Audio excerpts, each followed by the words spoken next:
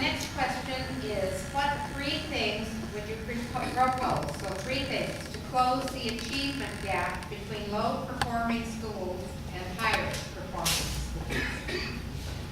And let's start at the other end of the table with Stefan. Could you repeat that question too, because I heard part of it? 3 things?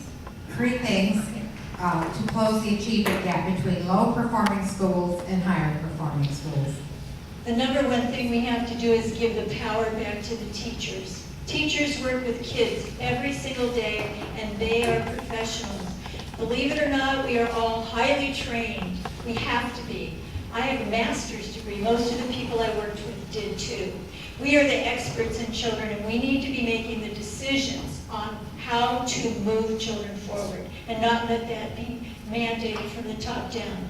The second thing we need to do is to make sure that children have the appropriate education at the appropriate time in the appropriate time frame. We race through too many things. We don't consider the development of the child when decisions are made, and we need to do that. The third thing would be to deliver interventions at the right stage in a student's career.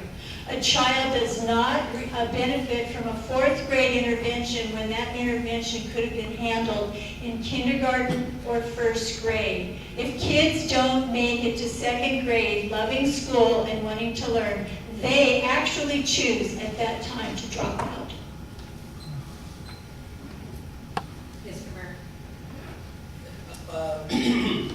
I think that when we're talking about improving instruction, I think one of the first things we have to do is we have to look at data. We have to do proper assessments. Because if we don't know where the students are, then we can't develop a program for them. So the one thing we need to do is we need to have appropriate and accurate data. Some time ago, I was in a meeting with Margaret Spelling, who was the chairman, was the secretary for education. And one of the things that she said was, in God we trust, all others bring data. So we have to have appropriate data. That's number one. Once after we have that data, and we know where the students are, then we need to come up with an instructional program to meet that child's needs. Interventions, whether it's in math or language arts. And then we also need to have, and I mentioned this earlier, we need to have staff development, training. Teachers need to be trained. Teachers make the difference. I think that is the solution. Teachers.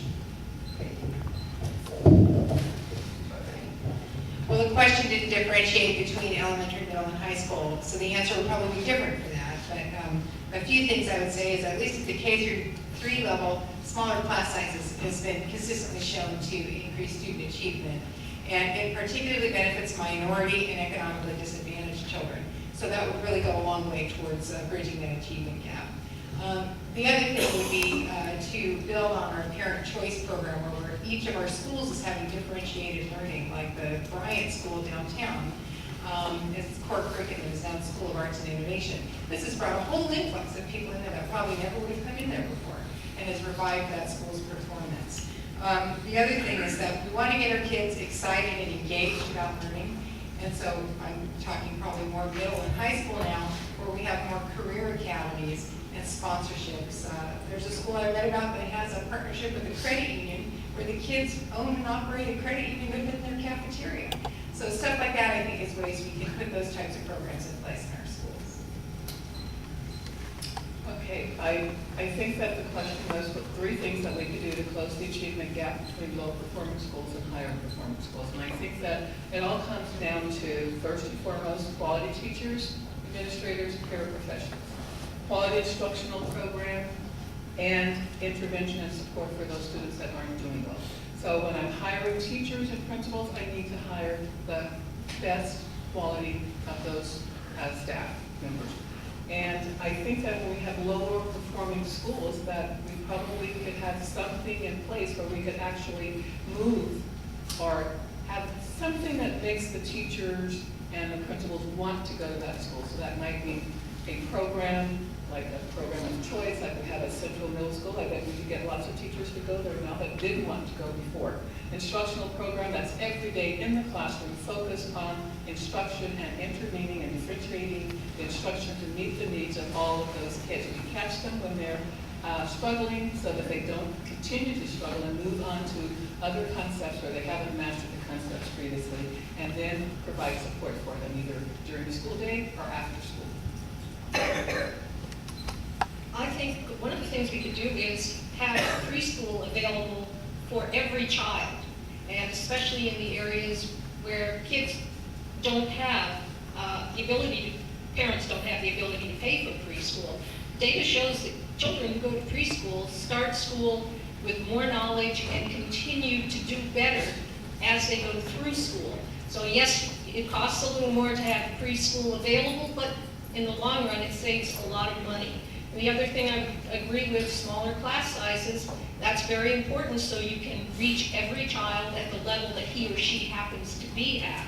And then after-school tutoring, very important. And of course, with after-school tutoring, you have to have some way for the child to get home. So transportation would have to be available at the schools where you have the after-school tutoring. But if you catch them before they've fallen too far behind, then you can keep them moving forward. You've got that energy.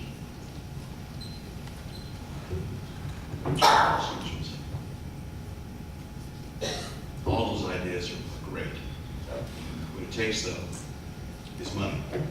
And just to give you an idea, at RUSD, this year, the year 2011-12 school year, the state is funding us the same level they funded us in 2000, the year 2000. We've lost an entire decade of increase.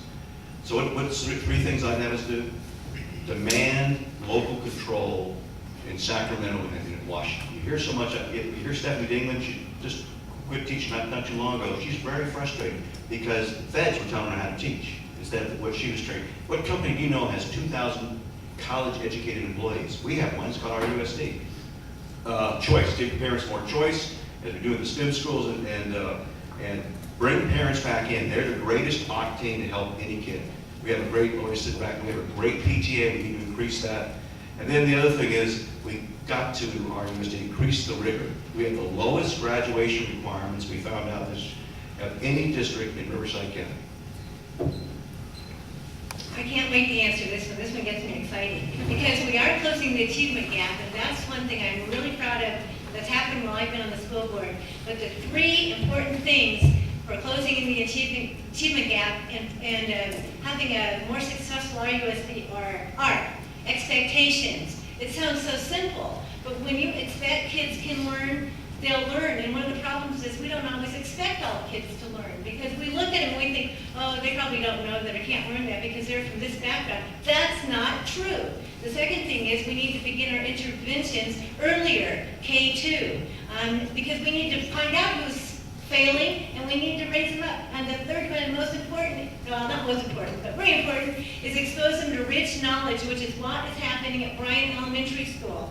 Those kids need background knowledge. It's knowledge that makes them excited. First graders love to know that expectorate means spit. It's academic language, and those kids are ready for it. I learned that when I was a student teacher.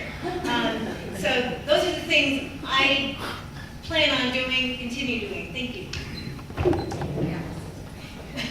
Our children are bored. They're bored because No Child Left Behind doesn't give the teachers the creative juices that they have in order to do what they need to do in the classroom. So number one, we need to get that waiver and we need to make that happen for our teachers. We also need to get our parents involved in the very beginning of the education and all through the education. We need to sit down with our teachers and our principals, and our parents and our kids, and we let them know what's expected of them every day. And the technology that we currently have, when we can give back to that student every day what their performance is and what they need to accomplish that performance, that's amazing. And I congratulate our district for doing the technology thing. We need to make sure that our kids are on track, and when they get off track, we need to find out why they're off track. We need to back them up, and I agree that we need to match their skills with their maturity. And if their skills aren't matched their maturity, we need to back that kid up and make sure they understand step A before they're forced to go to step B or C when they don't understand and they're lost.